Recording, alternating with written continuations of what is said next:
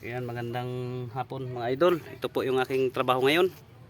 Ito yung epekto ng di tayo nakapag-aral, kaya kahit ano-anong trabaho na lang ang kaya nating gawin. Ayan o. Gawa ako ng CR muna namin dito sa shop. Ayan, tignan nyo yung aking kutsara o. Ano to? Buti ng langis dito sa shop. Gawa muna ako ng CR para wala akong ligalig kasi tag-ulan na. Pwede lang rin pala to gamitin, mas makinis pa siya oh. Ito lang, hindi lang pwede pang bara-bara dahil ano, manipis, napupudpud din. Yan, ayusin ko muna itong sa kanyang puting dahil huli ko na to nilagay. Lagay lang ako ng puste taas, ayan oh. Kanina maaga ko pa yan inasinta yung kanyang ano, bowl. Ano ba? You know? Yan, gagawan ko siya ng atit. Yan. Dito sa ganitong trabaho, hindi na kailangan ng ano to, pinag-aralan.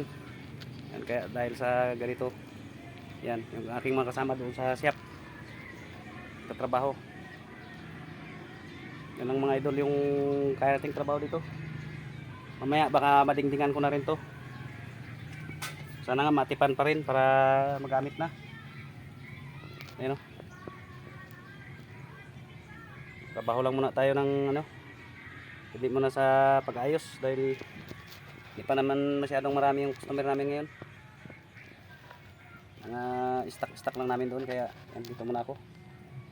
Yun, pinapatigas-tigas ko pa yung puting doon sa kabila. Ayun, sinandalan ko ng hollow block. Kabilaan, dito sa harap. Yan, na ano ko na yan, napinis ko na. Ito lang pala yung aking ginamit. Yan, nagawa-gawa ako, diretso na siya kutsara. Hindi nga lang ano, hindi tayo makakating dito, ito, sa mga ganito. Yan, hindi ko makatingan. Yan o, nayuyupi kasi siya. Kaya kailangan malambot pa bago mo katingan. Katingan mo na kaagad para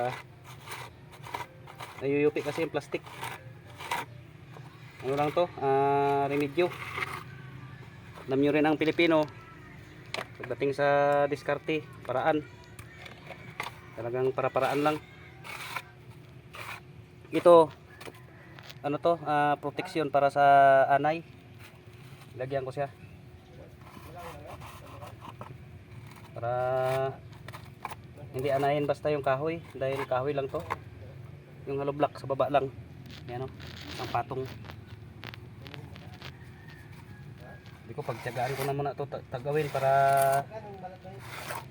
tapos na, dahil wala nang ibang gagawa nito. Daming trabaho yung mga tao. Eh mga idol, sa ganitong trabaho talagang kailangan natin ng ano, experience lang to. Yan o, yung kanyang ano, mamaya lagyan ko pa yan ng ano para madingdingan ko siya. Kulang yung ating kahoy. Yan. Anuhin ko muna to, patigas-tigasin saglit bago ako maggalaw-galaw dahil mamaya baka mag-crack yung kanyang puting.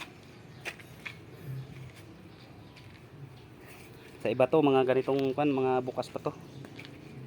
Ayun nga, may customer kami dito oh, nakahiga. Ano?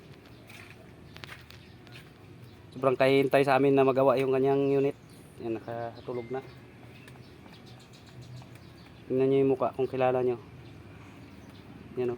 Ay. Si Buslit. Busing. Pahinga ka muna dyan. Yan mga idol. Maraming salamat sa nakapalo sa akin, ngayon din sa mga dati kong mga followers. Thank you and God bless you all.